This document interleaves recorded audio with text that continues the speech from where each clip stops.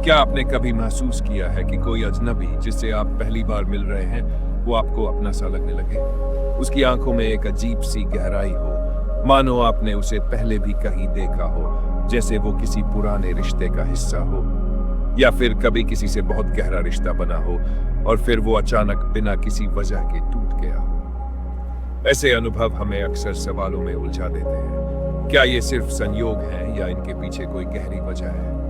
क्या हमारे जीवन में आने वाले हर रिश्ते की जड़ें हमारे पिछले जन्मों से जुड़ी होती हैं? परमहंस योगानंद जी ने बार बार कहा है कि जीवन में कोई भी आत्मा यूं ही हमारे साथ नहीं जुड़ती। हर रिश्ता, हर मुलाकात किसी न किसी गहरे कारण से होती है। उनका मानना था कि आत्मा अमर है और ये शरीर तो बस एक वस्त्र है जिसे हम जन्म और मृत्यु के चक्र में बार बार बदलते हैं। आत्मा हर जन्म में अधूरे कर्मों, अधूरे रिश्तों और अधूरी सीखों को पूरा करने के लिए लौटती है। यही वजह है कि हम कभी कभी कुछ लोगों से मिलते ही गहरा जुड़ाव महसूस करते हैं या कभी अजीब सी दूरी। ये भावनाएं केवल इस जन्म की नहीं होती, बल्कि पिछले जन्मों से जुड़ी होती है। योगानंद जी ने समझाया कि जब तक आत्मा को पूर्ण ज्ञान नहीं मिल जाता, वो इस धरती पर बार बार जन्म लेती रहती है।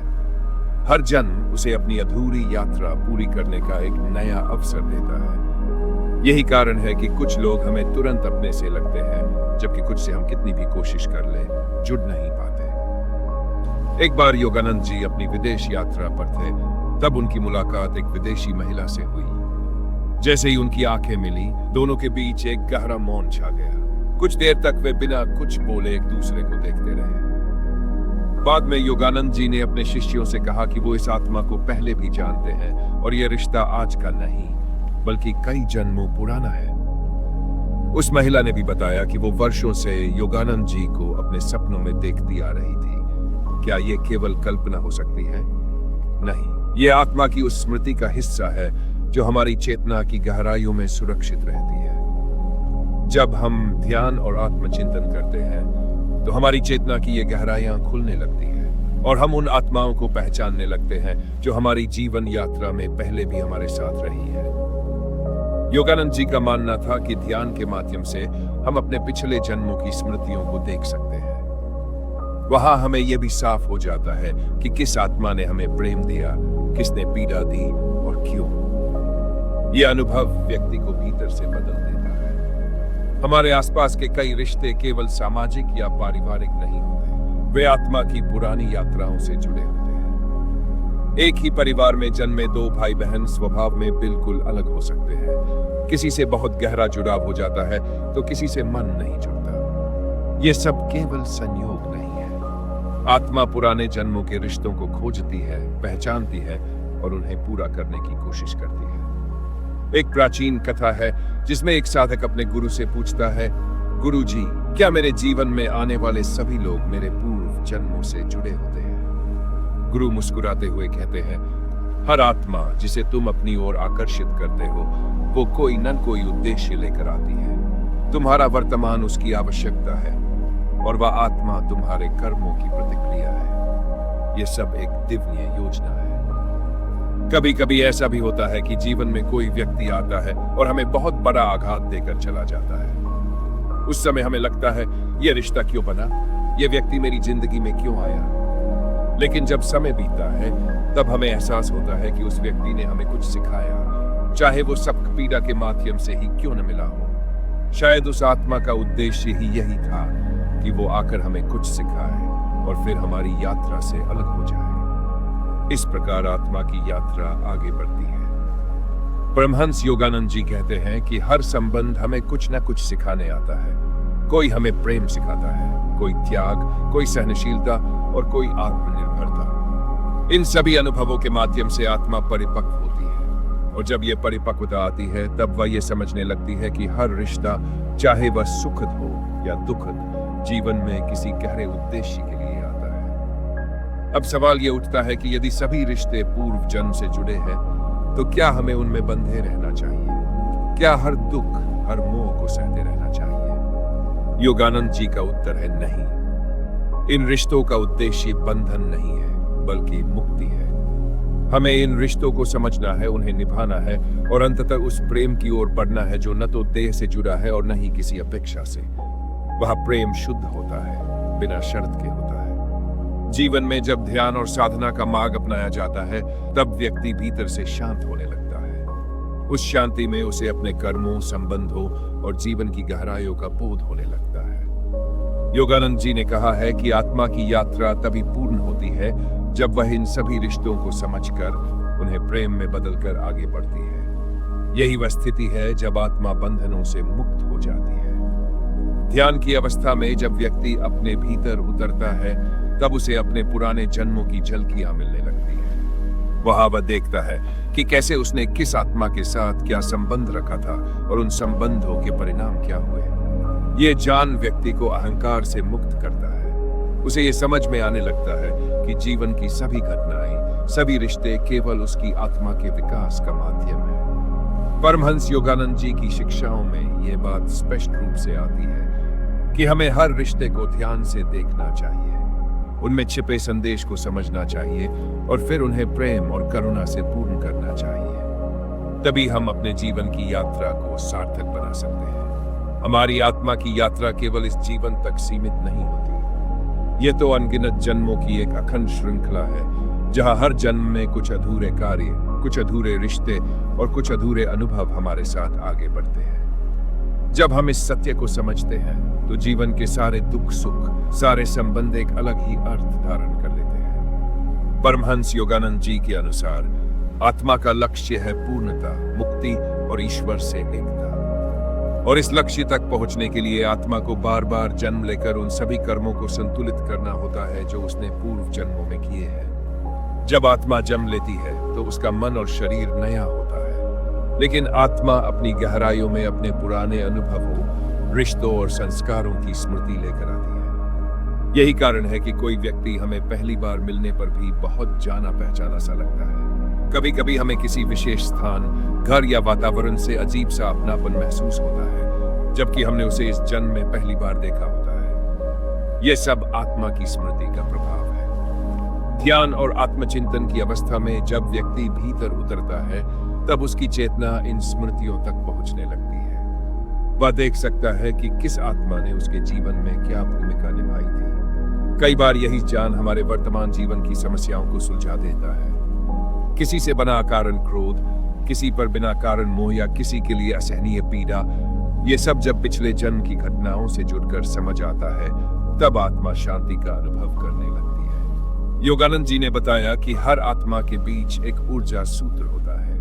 ये सूत्र उन सभी आत्माओं से जुड़े होते हैं जिनके साथ उसने कभी कोई गहरा संबंध रखा है, चाहे वो प्रेम का हो या पीड़ा का। जब हम किसी आत्मा से गहरा भावनात्मक संबंध बनाते हैं, तो वो ऊर्जा हमारे भीतर कुछ चिन्ह छोड़ जाती है। और यदि वो संबंध अधूरा रह जाता है, तो आत्मा उसे अगले जन्म में फिर से खोजने निकलती है। यही कारण है कि हम अपने जीवन में कुछ लोगों से अनायास ही मिलते हैं, जैसे कोई अदृश्य शक्ति हमें एक दूसरे की ओर खींचती है। एक बार एक साधिका ने योगानंद जी से पूछा, गुरुदेव, क्या यह संभव है कि हम किसी को जीवन भर प्रेम करें और वो व्यक्ति हमें कभी न समझे? योगानंद जी ने उत्तर दिया, यह संभव है कि वो आत्मा इस जन्म में तुम्हें पहचान न पाए, लेकिन वो प्रेम व्यर्थ नहीं जाएगा। वो भाव तुम्हारी आत्मा में अंकित हो चुका है और समय आने पर वो आत्मा तुम्हारे प्रेम को समझेगी, चाहे इस जीवन में नहीं तो अगले में। प्रेम कभी नष्ट नहीं होता, वो आत्मा की सबसे गहरी भाषा है। कई बार हम किसी से इतना जुट जाते हैं कि उसका साथ छूटने पर जीवन ठहर सा जाता है। हमें लगता है कि सब कुछ समाप्त हो गया, लेकिन वास्तव में वो आत्मा केवल अपनी यात्रा में आगे बढ़ गई है।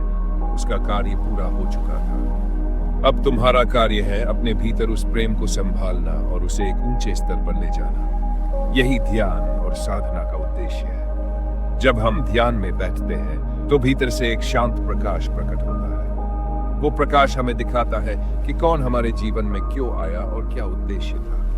तब हमारे भीतर से शिकायतें समाप्त होने लगती हैं। हम समझ जाते हैं कि हर रिश्ता, हर मिलन और हर बिछड़ाव आत्मा की गहराई से जुड़ा हुआ एक दिव्य आयोजन था, और इस आयोजन में हमारा हर अनुभव हमारे आत्मिक विकास के लिए था। परमहंस योगानंद जी ने कहा, जिस दिन तुम अपने सारे रिश्तों को एक परीक्षा की तरह देखना शुरू कर दोगे, उस दिन तुम्हारा जीवन एक साधना बन जाएगा। और साधना का अर्थ ही है आत्मा की पूर्णता की ओर बढ़ना। जब आप ध्यान पूर्वक अपने जीवन को देखेंगे तो पाएंगे कि हर वो आत्मा जिसने तुम्हें पीड़ा दी, उसने कहीं न कहीं तुम्हें जागृत करने का कार्य किया। और जिसने तुम्हें सच्चा प्रेम दिया, उसने तुम्हें ईश्वर के प्रेम का संकेत दिया। इसलिए हर आत्मा के प्रति कृतज्ञ रहो, चाहे वो तुम्हारे जीवन में कुछ समय के लिए आई हो या सदा के लिए। कभी कभी आत्मा पुराने संबंधों को पूरा करने के लिए पुनः एक ही आत्मा के साथ जुड़ती है, लेकिन इस बार रूप और संबंध बदल जाते हैं।